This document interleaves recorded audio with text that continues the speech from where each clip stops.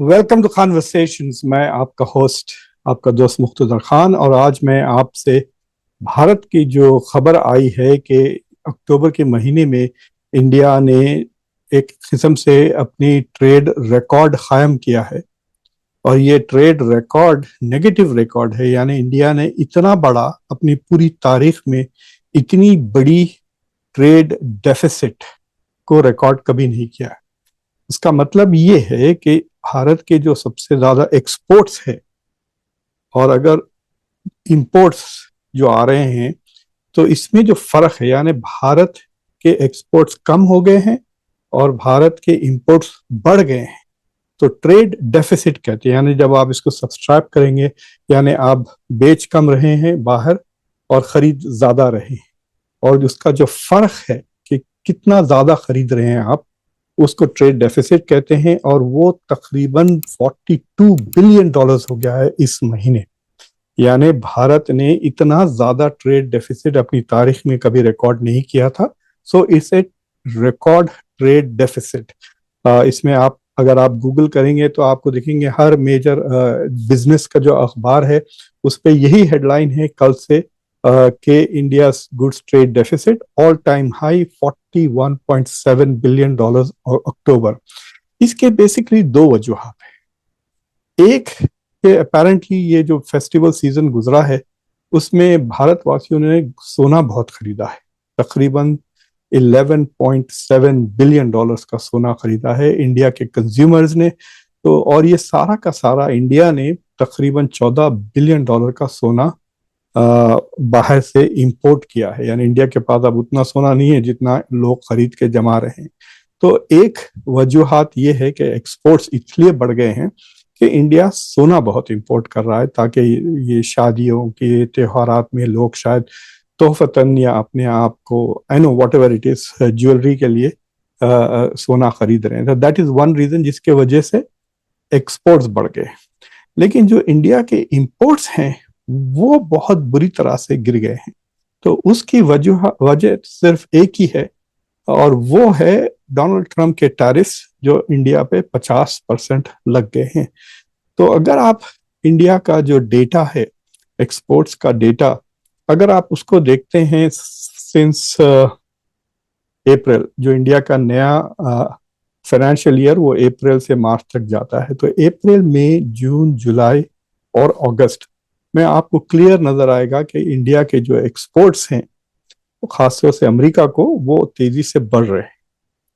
लेकिन अगस्त में Donald Trump ने 50% इंडिया पे टैरिफ लगा दिया, और उसके फौरी बाद आप देख सकते हैं एकदम ढलान सी आ गई है, और बहुत तेजी से इंडिया के एक्सपोर्ट्स जो ना सिर्फ अमेरिका को खास तौर से और दूसरी जगह के लिए भी ओवरऑल डिक्लाइन हो रहा है। मैं आपको वो डेटा खुद भारत की सरकार की वेबसाइट से बताऊंगा।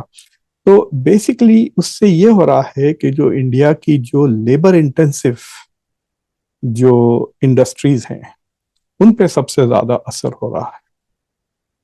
तो फॉर एग्जांपल मैं आपको सितंबर का डेटा बताता हूं। तो ये सितंबर का डेटा है, और इसमें आप देख सकते हैं कि जो अगर आप देखें ये अमेरिका है कंट्री।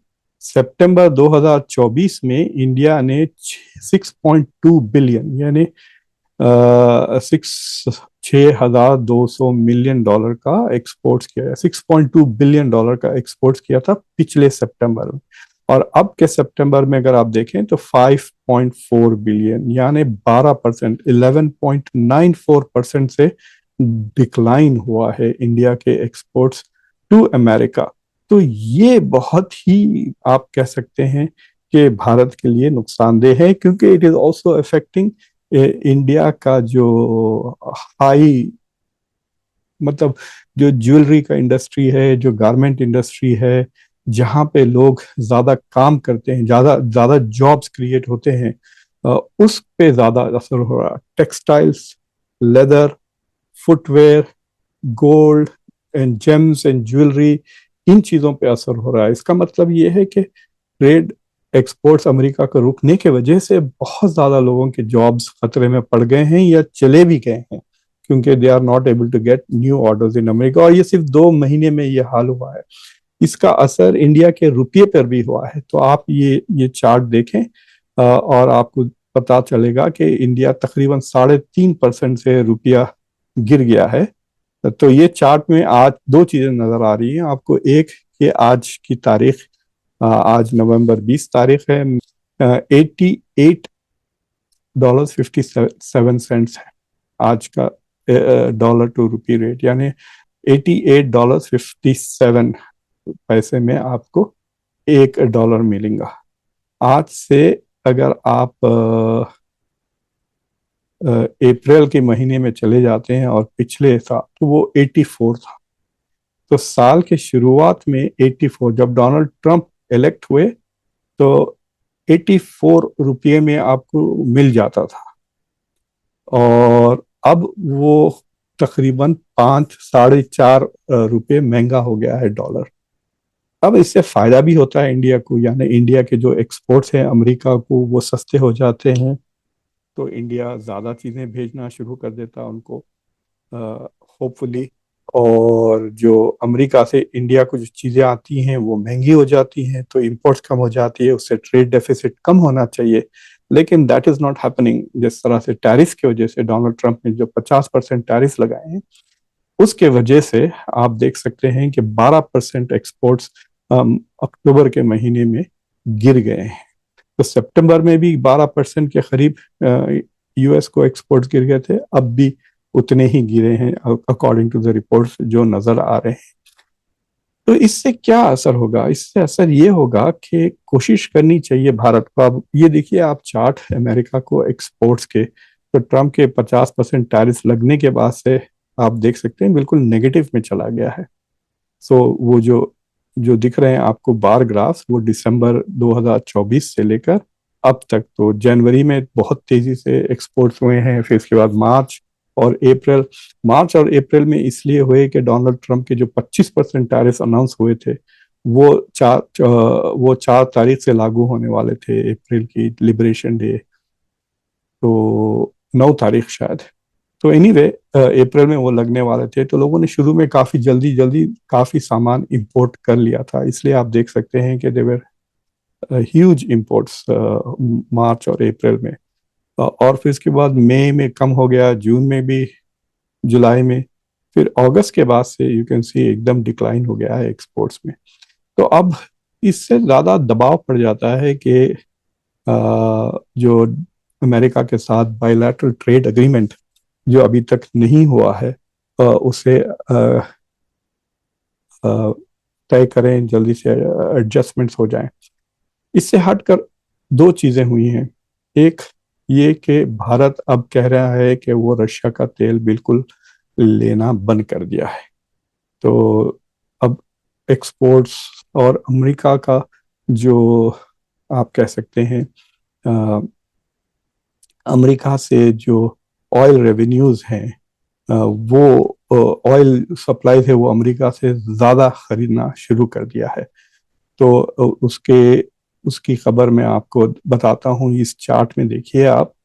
तो वो कहते हैं कि जो टोटल पेट्रोलियम प्रोडक्ट्स है सितंबर में, अगर आप देखें और अब देखें, तो इंडिया का एक्सपोर्ट्स अमेरिका को पेट्रोल में गिर गए हैं 15% एक्सपोर्ट के लिए। इंडिया जो पेट्रोलियम प्रोडक्ट्स एक्सपोर्ट कर रहा था, उसका मतलब ये है कि इंडिया रशिया से तेल कम खरीद रहा है, या रशिया से तेल खरीद कर रिफाइन कर अमेरिका को नहीं बेच रहा है, कहीं और बेच रहा हो।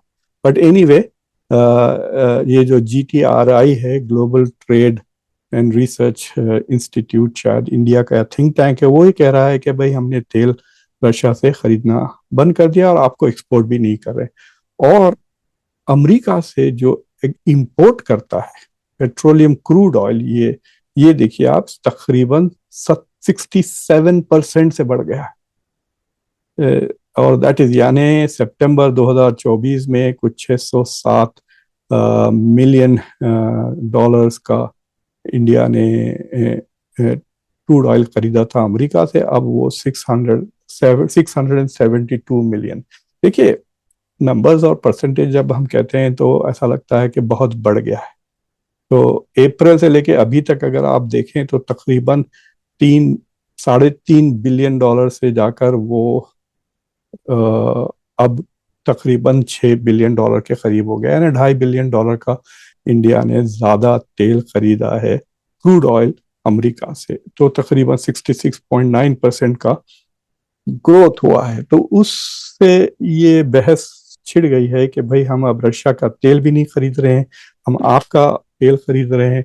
तो प्लीज ये जो 25% आपने रशिया की तेल खरीदने की वजह से जो हम पर सैंक्शंस के तौर पे जो टैरिफ लगाए उसे हटा दें।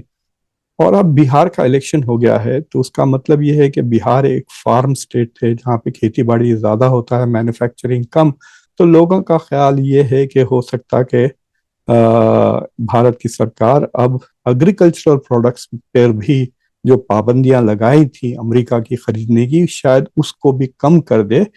क्योंकि अब उसका असर बिहार पे जरूर होगा, लेकिन बिहार के इलेक्शन पे नहीं होगा। बिहार के लोग जरूर उससे नुकसान हासिल करेंगे, लेकिन वोट तो वो 5 साल के बाद ही देंगे।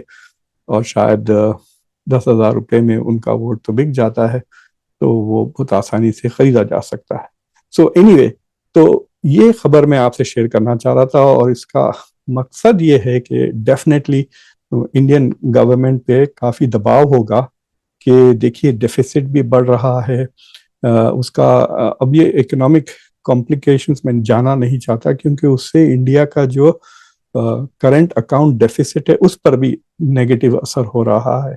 तो जो ट्रेड डेफिसिट है उसका रिकॉर्ड हो गया, यानी इंडिया के एक्सपोर्ट्स और इंपोर्ट्स के बीच में जो फर्क है इतना ज्यादा कभी नहीं था।